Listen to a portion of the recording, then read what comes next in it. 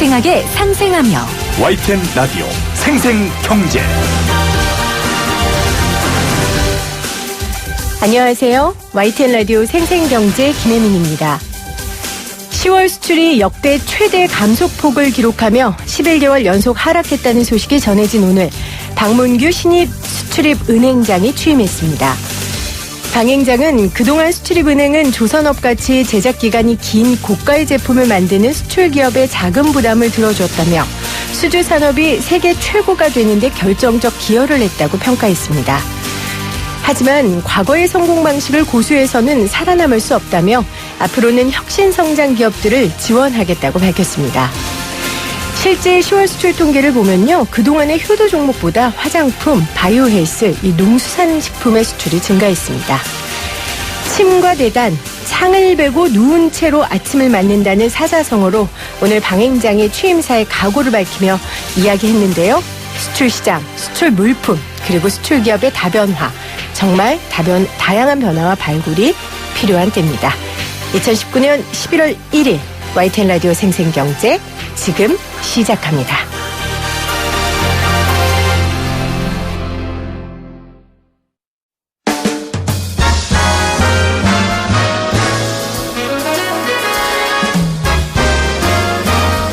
토론 아니고 쓰다. 신세돈 박성인 교수의 친박 세상.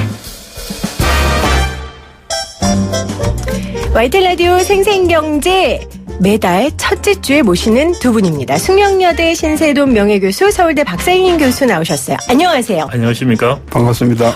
두 분 오늘따라 굉장히 긴장하신 것 같아요. 왜냐하면요.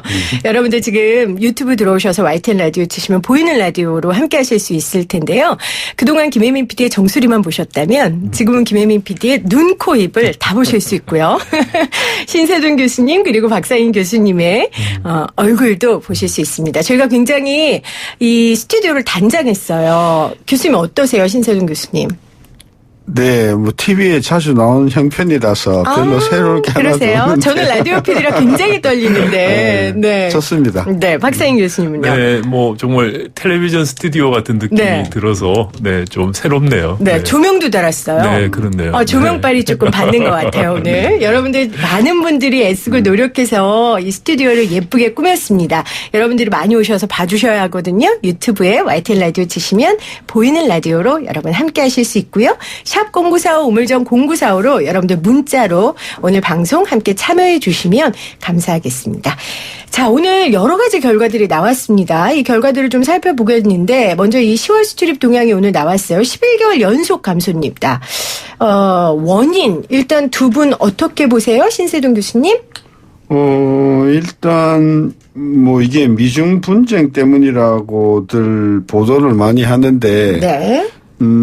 그거보다는 지금 유럽 경제가 실물 경제가 금년 연초서부터 조금씩 둔화됐고 네. 중국 경제가 지금 계속해서 침강하고 있고 또 미국도 서비스 쪽은 좋은데 제조업이나 제조업 관련 투자 쪽은 미국 경제도 지금 계속 내려가는 그런 추세거든요. 네. 그러니까 전반적으로 세계 실물 경제가 조금씩 좀 이렇게 둔화되면서 이 우리 수출이 같이 둔화되는 그런 부분이 있다 봐서 네. 세계적인 불경기 또는 경기 침체 이게 원인이 아닌가 싶은데요. 네.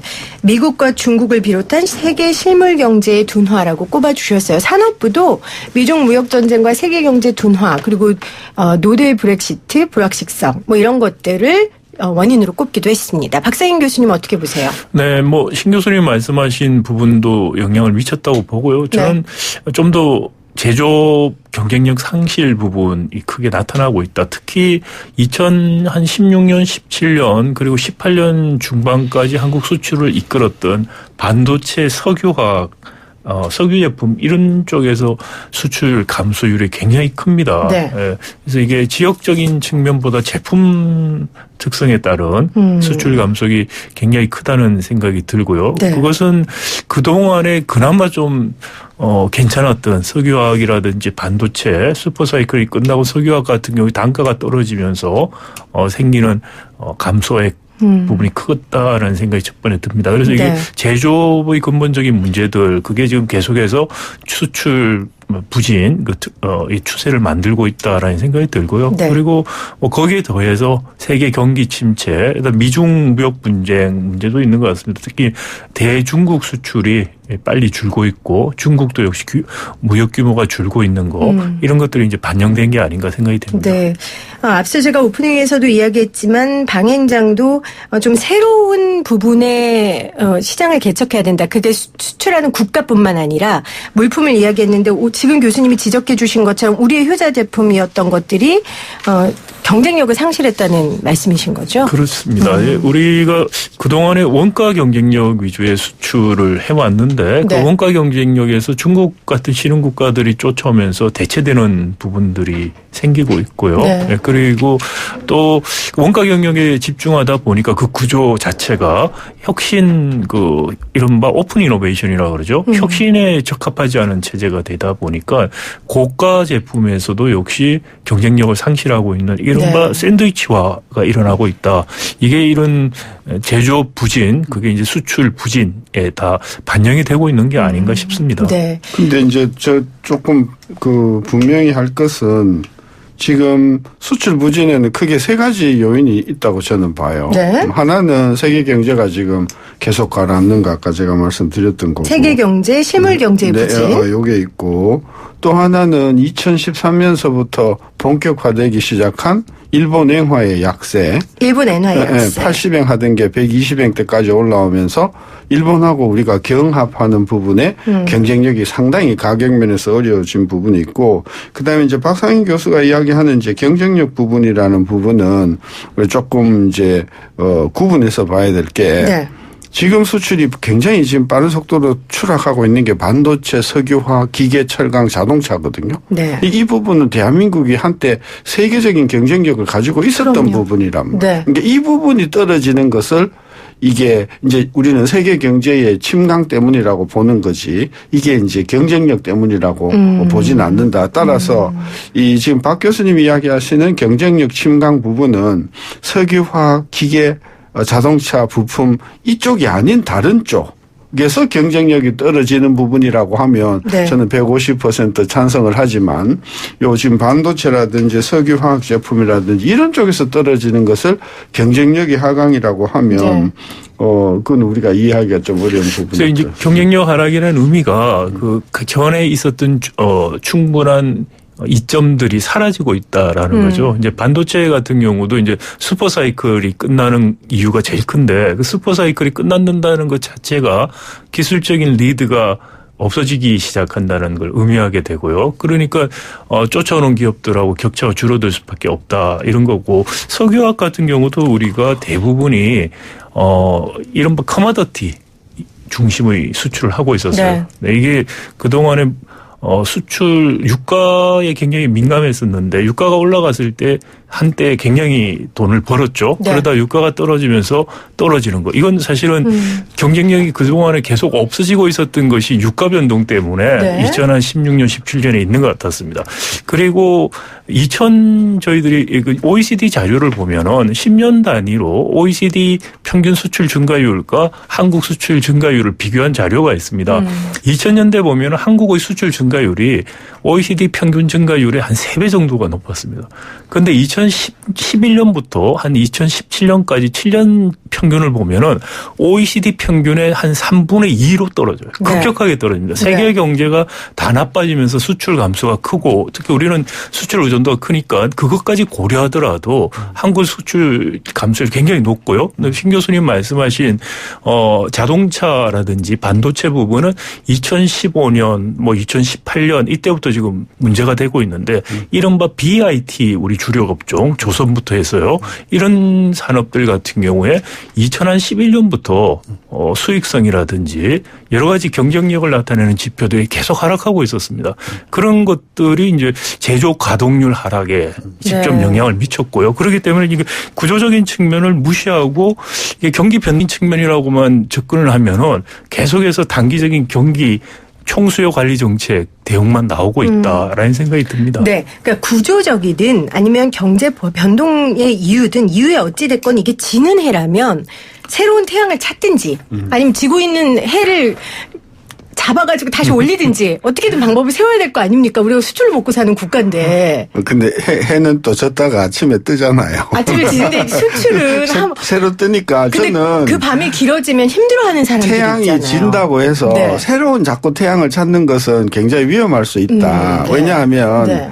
아무리 세상이 기술이 발달한다 하더라도 먹는 거 먹어야 되고 입는 거 입어야 되고 보는 거 봐야 되잖아요. 그래서 그 항상 새로운 것은 일부에 불과하다. 그리고 경제가 계속 굴러가는 것은 대부분이 늘 해오던 전통산업이 상당히 중요하다고 보기 때문에 네. 새로운 쪽으로 가는 것도 중요하지만 거기에 몰빵하는 것은 좋지 않다. 그러면 교수님 제가 이렇게 여쭤볼게요. 전통산업도 가지고 가는 게 중요하다고 말씀하셨잖아요. 그런데 이번에 이제 선방한 국내 산업들 보면 국내 바이오헬스, 뭐 아까 제가 말한 화장품 이런 부분이니까 오히려 좀 선택과 집중을 해야 하지 않을까. 글쎄요. 물론 이제 부가가치를 내는 그 폭이 너무 다르지만 어떻게 보세요? 그러니까 그 부분을 보면 네. 예를 들면 뭐 전지, 그다음에 전기차 배터리 이런 쪽은 뭐 수출 증가율이 뭐 상상을 초월한 몇백 % 이런 게 많아요. 근데 네. 그 규모를 보면 전체 우리나라 6천억 달러 수출의 네. 굉장히 작은 부분이거든요. 네. 거기에 도취하면 안 된다. 그것도 규모가 커지면 한계가 오기 때문에 따라서 기존에 있는 것을 잘 하면서 새로운 부분을 자꾸 찾아야지.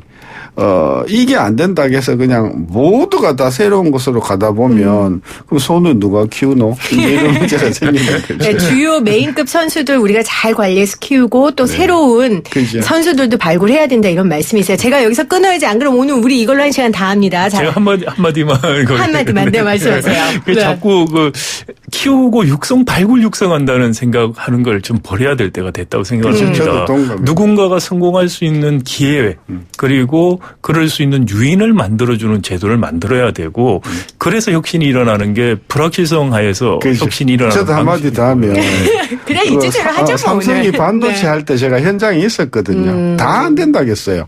상공부도 안 된다겠고요. 대한민국에 된다는 사람은 돌아가신 이병철 회장 혼자 하셨거든요.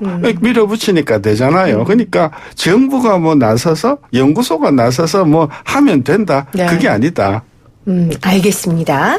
자, 오늘 수출입 관련해서 오늘 여러 가지 수치가 나와서요. 10월 수출입 동향이 나와서 오늘 관련된 이야기 좀 나눠봤고요. 그다음에 또 우리가 나눠야 할 이야기 소비자 물가지수입니다. 오늘 통계청에 따르면 10월 소비자 물가지수가 지난해 같은 달과 같았고 소수점 셋째 자리가 1년 전 원자료보다 플러스다라고 하더라고요. 그러면서 당분간 마이너스 물가는 없을 것이다라고 전망을 했어요. 일단 두 분에게 제가 지난달에 물어봤을 때 디플레이션은 아니라고 말씀을 하셨고 정말 아니에요. 이제 일단은 멈췄으니까요. 자, 어떻게 저기 박사인 교수님 네. 어떻게 통계청의 오늘 이번에 해석 당분간 마이너스 물가는 없을 것이다. 뭐 저도 그쪽에 가깝게 생각을 하고 있고요. 네. 누차 말씀드린 것처럼 이게 디플레이션 같이 물가가 지속적으로 떨어지거나 마이너스를 유지하는 상태 같지는 않다는 거고 다만 저희가 저물가 상태 뭐 한국만 그런 건 아니고요. 많은 나라들이 지금 저물가 상태에 있기 때문에 네. 한 번씩 저물가 상태에서 마이너스를 찍을 때는 있지만 그것이 디플레이션이라고 할 수는 없다. 근데 다만 이제 저물가라는 것이 경기 침체의 사인이다라는 의미에서 사람들이 굉장히 그렇죠. 민감하게 받아들이고 그렇죠. 있다라는 생각입니다. 그러면 제가 신세동 교수님께 있는 이 질문을 드릴게요. 통계청이 그러면서 오늘도 저물가의 원인이 여전히 수요 측 요인보다는 공급 측 요인이 많다라고 했거든요. 근데 며칠 전에 생생경제에서 그 KDI 보고서 중에 최근 물가 상승률 하락에 대한 평가 시사점이라는 그 보고서를 쓴 정규철 경제전망실 전망총괄 연구위원하고 인터뷰를 했었어요. 근데 이분이 공급 측 요인뿐 아니라 수요 측 요인도 분명하게 작용하고 있다라고 얘기를 했고 이 보고서가 굉장히 반향이 있었어요. 교수님은 어떻게 생각하세요? 공급 측 요인과 수요 측 요인. 그 민간 소비가 네. 작년 같은 경우에 평균 지난해에 비해서 3%대 증가했어요. 네. 민간 소비가. 근데 이게 금년에 들어와서 2% 아래로 내려왔어요. 소비가 증가세가 조금 둔화된 건 사실이죠. 그러나 여전히 민간 소비가 증가하고 있는 것은 사실이에요. 네. 따라서 민간 소비가 3% 증가하던 것이 2%로 증가를 했기 때문에 이 보통 이 물가가 조금 올라가던 게 덜 올라간다라는 설명으로는 그게 되지만 이게 소비 때문에 디플레이션이 왔다라고 하려면은 소비가 줄어야 돼요. 네. 소비가 마이너스가 돼야 돼요. 아직 마이너스가 아니잖아요. 그런 차원에서 저는 그게 뭐 KDI가 됐든 뭐 누가 됐든 간에 저는 그 연구위원회 말씀을 제가 존중할 수가 없고. 그러니까 디플레이션이라는 말씀은 이분도 안 하셨어요. 근데 그러니까. 지금 우리가 물가가 수요 요인이라는 말의 네. 그분의 뜻은 뭐냐면 과거에 소비가 굉장히 많이 증가하던 게 좀 덜 증가하니까 물가가 조금 빨리 올라가던 게 덜 올라가는 게 아니냐. 그걸 우리가 그걸 디스인플레이션이라고 해요.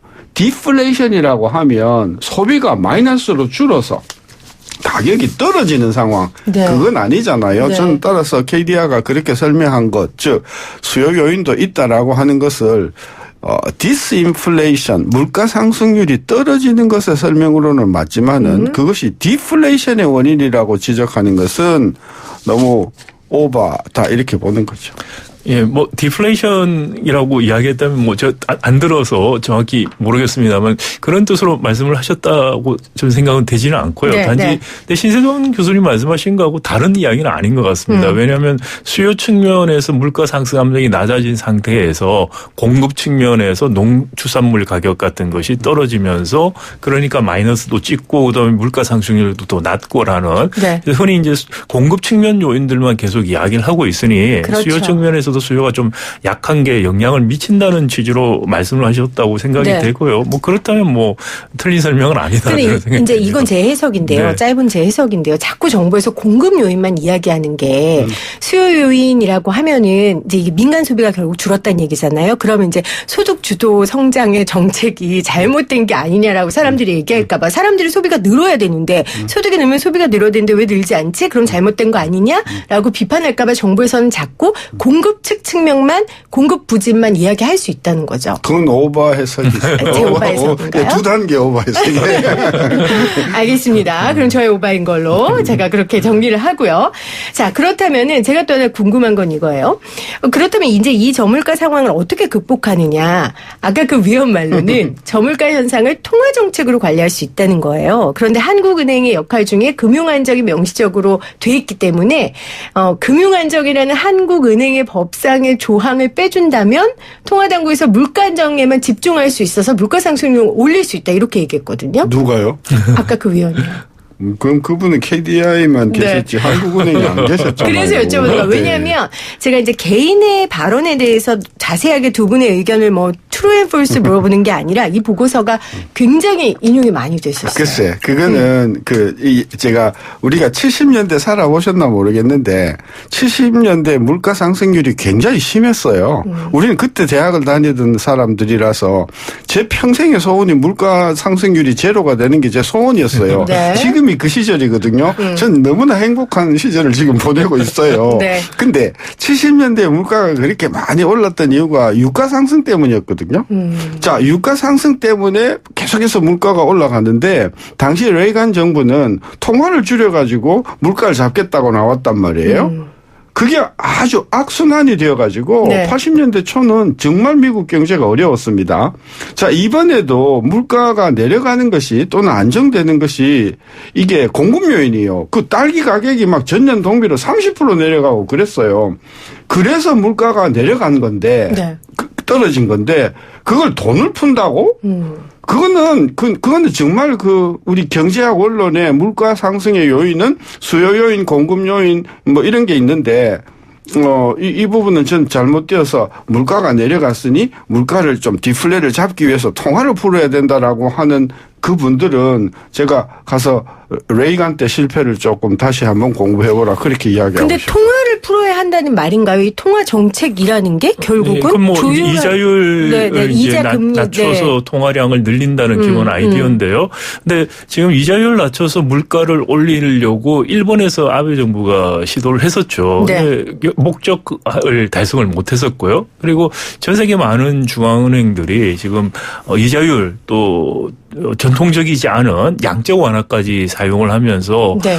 많이 돈을 풀었습니다. 근데 사실 물가가 저물가 기조가 유지가 돼요. 그러니까 통화 정책을 통해서 물가를 올릴 수 있다고 생각하는 것은 경험적으로 좀 맞지 않는 이야기고요. 네. 오히려 풀린 통화들이 증권 같은 금융시장이나 부동산 시장으로 가서 버블만 오히려 키울 가능성이 크다. 네. 그런 측면에서 물가를 올리기 위해서 지금 그 올리는 게 꼭 필요하다는 문제도 하나 있고요. 네. 그 문제는 올리기 위해서 수단으로서 적절하냐 저는 아니라고 생각이 됩니다. 자, 그럼 두 분의 의견이 궁금해요. 이 저물가 상황을 저성장 국면을 탈출하기 위해서는 어떻게 해야 되는지 두 분의 대답은 제가 너무 예상이 가고요. 재벌개혁, 제조업 혁신 너무 예상 가고요. 저물가 상황을 극복하기 위해서. 네. 어떻게 일단은 지금 저물가로 인해서 가장 어려운 분들이 있어요. 네. 아까 이야기한 농업에 종사하시는 분이 농산물 가격이 예상외로 많이 떨어지면서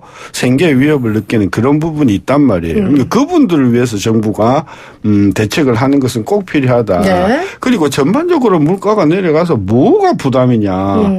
아주 좋은 것이다. 그때 국민 즐기라고 여러분, 하셨죠? 예, 즐기는 것이 필요하고 네. 다만 여기서 제가 지금 아파트 가격이나 뭐 이런 부동산 가격이나 땅값이나 이런 것은 반대로 또 굉장히 많이 오르잖아요. 네. 그래서 그 부분은 그 부분대로 정부가 좀 이렇게 투기를 억제하는 정책이 필요한 것이지 지금 소비자 물가 상승률이 뭐 0% 이 상황을 가지고 뭐 야단이 난 것 같이 저는 하는 것은 네. 저는 매우 마땅하지 않다. 거기에다가 통화를 푼다, 금리를 낮춘다, 상황을 더 꼬이게 만들 것이라고 보는 거죠. 네. 글쎄요, 물가가 경제 지금 상황을 타개하는 어떤 목표점 내지는 기준점이 되는 건 아니라고 그건 아니죠. 이제 내 생각이 되고요. 저물가가 저성장으로 글쎄요. 이어지니까. 저성장에 대한 대책이 네. 나와야지 네. 궁극적으로 지금 우려하는 문제들이 해소가 될 수 있다라는 네. 것이고 저성장이 일어나는 이유는 구조적인 문제 또 대외적인 환경적인 문제들이 있습니다.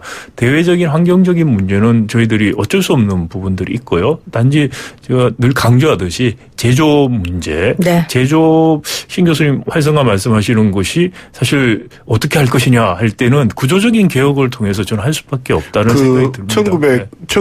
2015년 4년이라고 생각이 돼요. 네. 최경환 부총리 있었을 때 똑같이 디플레이션 논란이 있었습니다. 그때 이제 정부는 그 디플레이션 우려론을 받아들여서 금리를 5번 낮추고 그다음에 그 강력한 부동산 투기 정책을 동원해서 네. 지금의 이게 부동산 투기를 만들었거든요.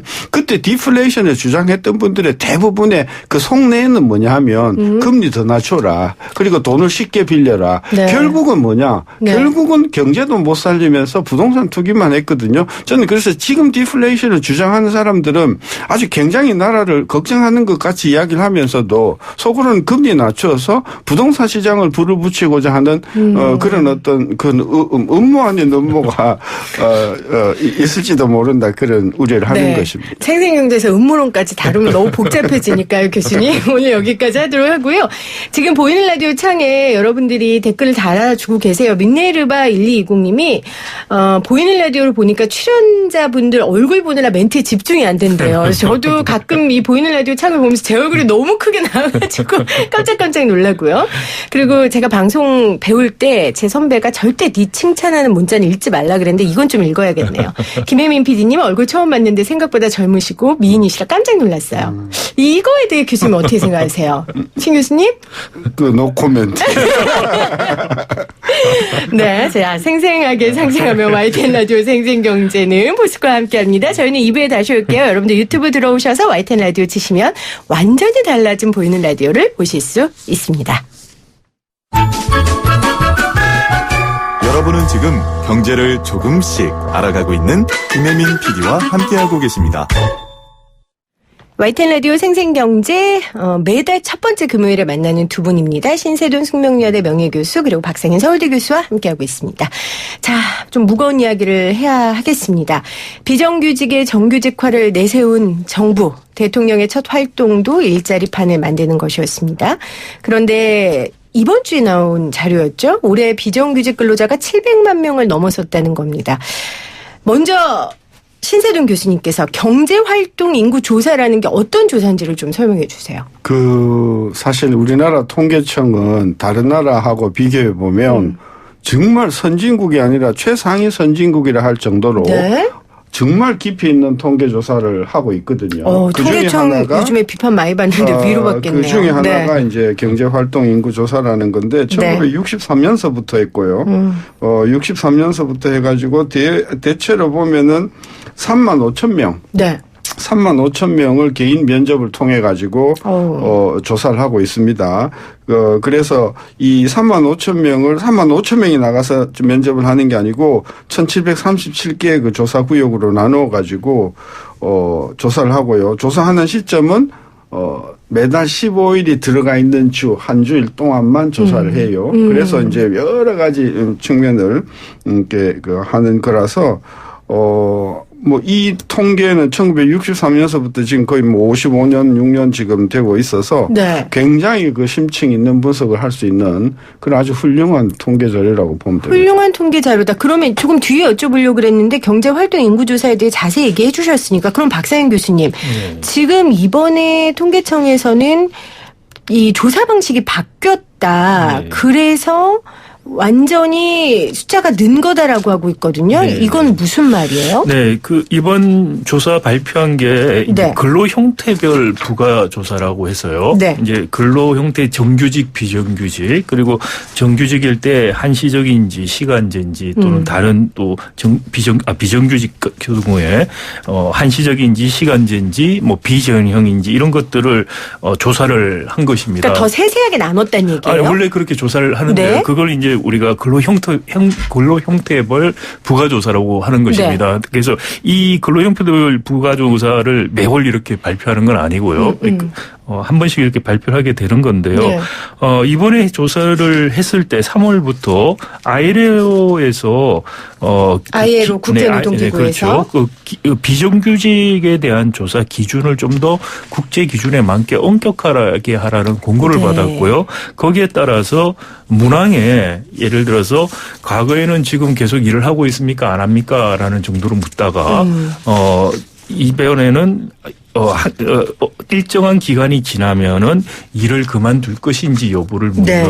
그런 문항이 이제 추가가 된 것입니다. 그래서 그 조사를 했더니 이른바 특히 이 시간제가 아니고 기간제죠. 한시적 일자리로 상당한 숫자가 늘어난 것으로 보인다.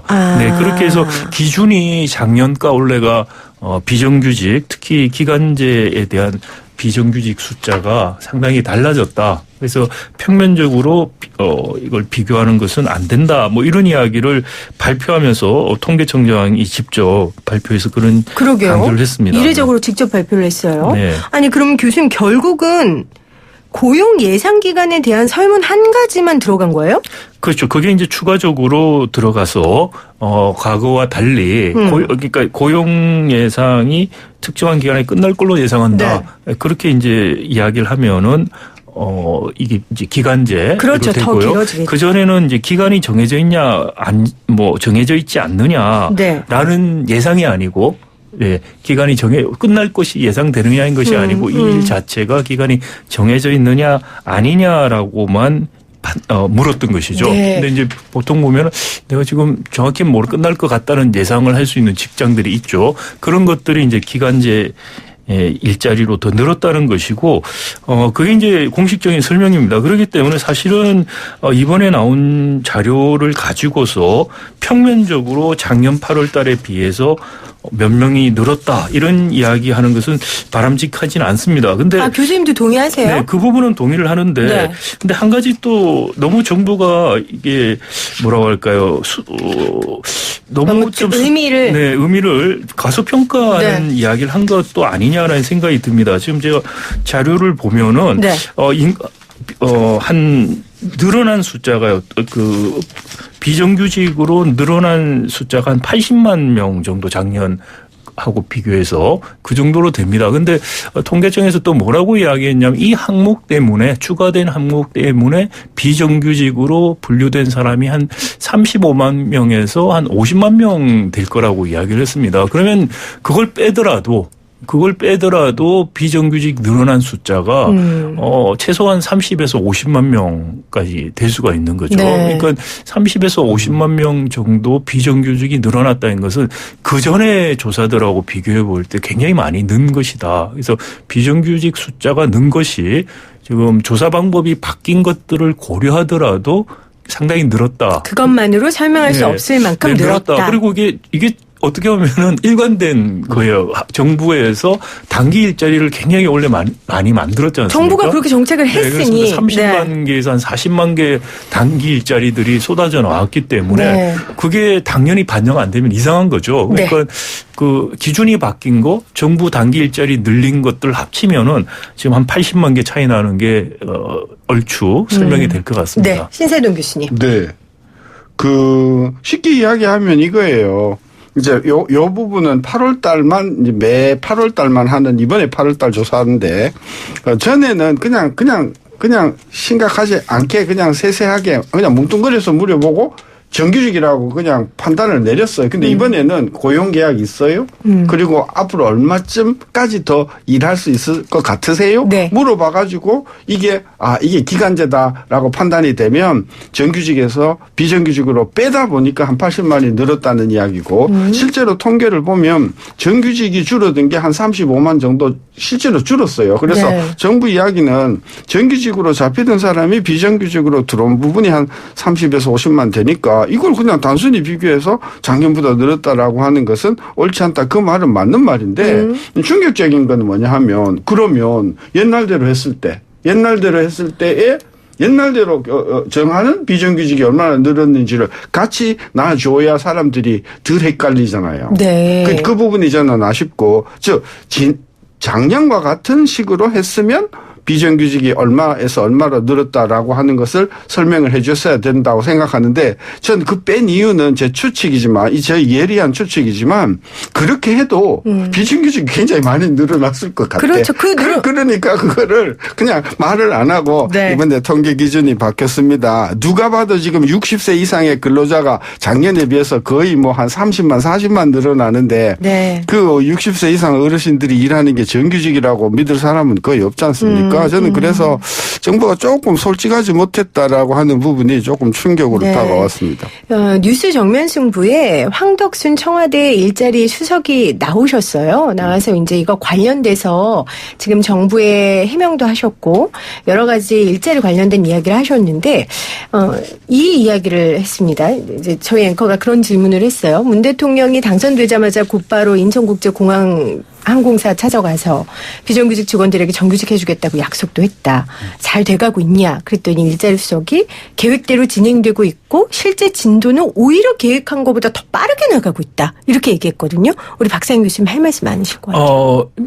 그게 이제 비정규직을 정규직 전환했을 때 이른바 자회사를 통해서 정규직을 전환해서 네. 문제가 되고 있죠. 근데 통계적으로는 다 정규직으로 잡고 그러니까 계획보다 빨리 됐다라고 아마 주장할 수 있을 겁니다. 근데 그렇게 이야기를 한다면은 이 통계가 보여주는 것은 정규직이 전환된 숫자가 그 정도 더 늘어났는데도 정규직이 이 통계적인 측정 방식의 차이를 생각하더라도 거의 변동이 없다 지금 이야기를 한다면은 그러면 다른 데서 오히려 일자리가 빠졌다는 그렇죠. 이야기가 되게 되는 것이죠. 그래서 이 정부가 통계를 어떤 업적처럼 자꾸 생각을 해서 저는 어떻게 보면 통계 자체의 신빙성을 자꾸 떨어뜨리고 있다고 생각이 돼요. 이거는 정책에 대한 참고 자료로 우리가 쓰고 현황을 파악하는 자료로 생각을 해야 되는데 일자리가 몇 개 늘고 안 늘고가 정부 정책의 성과를 막바로 측정하는 것처럼 그런 식으로 자꾸 몰고 가다 보니까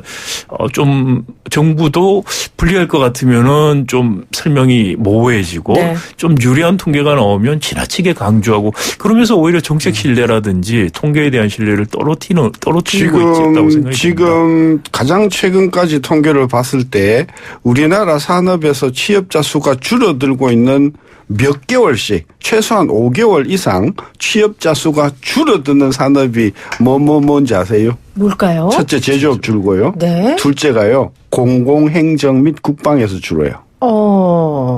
정부가 말한 것과 정부는 지금 뭐 네. 공공부문, 행정부문에서 또 우리가 알기는 뭐 공무원 뭐 몇십만 명 뭐 새로 만든다고 해서 그러지 않습니까? 근데 그게 통계를 보면 굉장히 그 공공행정 부분 및 국방에서 줄고 있고요. 그 다음에 이제 우리가 잘 아는 음식 숙박에서 지금 줄고 있거든요. 그래서 도소매업. 도소매에서. 그래서 지금 몇 개월씩 줄어들고 있는 3대 업종이 네. 제조업 다 알고 있는 것, 그 다음에 그 도소매업 다 알고 있는 것, 그거 하나, 그 중에 하나가 깜짝 놀랄 만한 거지만 공공행정 부분에서 그렇군요. 지금 네. 진짜 줄고 있습니다. 그 황덕순 일자리 수석이 12월에 생생경제 나오기로 약속을 하셨거든요. 제가 그날 나오면 또 두 분이 하신 말씀, 날카로운 질문들을 제가 좀 얘기를 드리도록 하고요. 조금 관점을 바꿔서 저는 좀 이런 생각을 해요. 전 정규직이에요. 우리 작가는 비정규직, 정확히 말하면 특수고용직이죠. 근데 저를 맨날 놀려요. 정규직 하면 뭐하냐. 저렇게 고생하는데 자기는 너무 좋다는 거예요. 특수고용직이. 제가 하고 싶은 말은 비정규직이라고 무조건 나쁜 일자리냐. 물론 지금 우리가 사회적으로 문제가 되고 있는 건 일자리 질도 안 좋고 소득도 굉장히 낮기 때문에 우리가 이런 이야기를 하고 있는데 좀 좋은 일자리, 비정규직, 정규직 말고 좋은 일자리라는 개념을 좀 새로 정립할 필요도 있다라는 생각을 하는데 어떻게 생각하세요? 네, 저도 사실은 정규직, 비정규직 문제가 비정규직을 정규직화하는 것으로 해결될 수 있다고 생각하지는 않습니다. 네. 그렇게 하라니까 자회사 통해서 비정규직 같은 정규직을 생기죠. 만드는 일들이 네. 생기고요. 지금 필요한 것은 정규직과 비정규직 사이에 있는 임금 차별 문제, 그것들을 없애는 정책들이 실질적인 문제를 필요합니다. 해결할 수 있는. 사실은 보면은 이거 직장 같은 일을 하는데 비정규직 같으면은 직업의 안정성 같은 게 낮죠. 그러다 네. 보면은 임금을 더 보상을 해줘야지 정상입니다. 오히려. 네, 그게 이제 하나 정규직, 비정규직이 동일한 시장에 있다면은 그게 정상적인 우리가 기대할 수 있는 결과죠. 그런데 지금 보여주는 현상은 정규직, 비정규직이 굉장히 분절된 시장에 있다는 걸 보여주고요. 네. 그러니까 나쁜 비슷한 일을 하면서 나쁜 처우 그리고 임금도 낮고 그러다 보니까 정규직, 비정규직 문제가 심각하게 되는데 지금 정책의 방향을 비정규직을 정규직으로 전환한다는 단순한 생각으로 하는 것이 작동하지 않는다고 저는 봅니다. 그게 이제 수치로 딱 나타나니까. 네. 아까 우리가 통계 얘기하는 것처럼. 네. 네. 그 격차를 줄이는 정책을 해야 되는데 격차를 줄이려면은 또 돌아가서 재벌 개혁을 하지 않고서는 대기업, 중소기업 임금 격차가 줄지 않는 이상 대기업 비정규직은 중소기업 정규직과 비슷해질 수밖에 없습니다. 거기서 시작을 해야 그런 된다고 면에서 생각이 보면 됩니다. 우리 언론이 조금 조심을 해야 된다. 뭐냐 하면 이번에 우리가 이제 일본하고 싸우면서 반일이라 그러잖아요. 반일 아니거든. 일본 이야기는 또 왜 하세요? 아니, 예민한 그러니까 얘기인데. 이번에 여기서. 문제가 생긴 것은 네. 아베 행정부란 말이에요. 아, 네, 그 네. 아베 행정부면 아베 행정부를 우리가 집중 포격을 해야지. 그걸 우리는 반일 문제로 가져갔단 그러니까 말이에요. 노 절편이 아니고 노 아베. 자, 비정규직도 저도 비정규직이거든요. 비정규직도 좋아서 하는 비정규직이 있고 좋지 않아서 할 수 없이 하는 정규직도 있고 그렇단 말이에요. 그러니까 네. 이 문제를 너무 일반화해 가지고 대통령 그 선거 공약에서 비정규직으로 다 정규직을 이런 발언 자체가 굉장히 정밀하지 못했다는 것이죠. 저는 그래서 언론에서 우리가 이야기할 때는 이런 식으로 일반화하는 거 비정규직은 나쁘다 이런 것은 아니라라고 하는 것을 우리가 조금 했으면은 저는 이 문제의 핵심은 그거라고 봐요. 비정규직이든 정규직이든 임시직이든 상용직이든 적당한 대우를 받지 못하고 불합리한 대우를 받지 못하고 이런 것들이 문제다. 저는 그런 차원에서 무엇이 문제가 있는가 이렇게 접근해야지. 네. 그냥 일용직이라고 그냥 싸잡아서 다 물론 그러긴 하지만 저는 그래서 대상을 정확하게 우리가 좀 찝어서 이야기하는 그런 습관들이 필요하다. 그러니까 저출산 정책도 보면요. 단순히 아이 낳으면 돈 줄 게 아니거든요. 여러 가지 관점에서 여러 가지 측면에서 바라보고 해줘야 되는 것처럼 일자리도 그냥 정규직 시켜줄 게가 아니고요. 정규직 내에서도 임금이 다른 경우도 굉장히 많아요. 동일 노동을 하면서. 그래서 정말로 명분이 아니라 그 안에 실질적인 것들을 바꾸는 개혁을 하는 작업들을 좀 해줬으면 좋겠어요. 사회 그게 기본적으로 경제 구조가 바뀌어야 되는 네. 것이고요. 경제 규칙, 룰들이 바뀌어서 그 차별들이 해소될 수 있는 요인들을 경제 주체들이 받아야 됩니다. 거기에다 정부가 정책적으로 좀 더 푸시하고 이렇게 가야 되는데 그런 노력 없이 단순히 정규직을 비정규직을 정규직으로 바꾼다. 해결책이 될 수 없다는 것을 오히려 이번 문재인 정부 정책을 통해서 보여줬다 저는 생각이 됩니다. 네. YTN 라디오 생생경제 월요일 첫 번째 월요일에 만나는 두 분입니다. 오늘도 시원한 말씀 또 명쾌한 해석 감사합니다. 신세돈 숙명여대 명예교수 박상인 서울대 교수였어요. 다음 달에는 12월이니까요. 크리스마스 복장을 하고 오세요. 알았죠? 매달 첫째 주 금요일이에요. 월요일에. 선물은 안 가져와도 되죠. 선물은 제 것만 챙겨오시고요. 크리스마스 복장으로 뵙겠습니다. 약속하셨어요? 네. 네, 고맙습니다.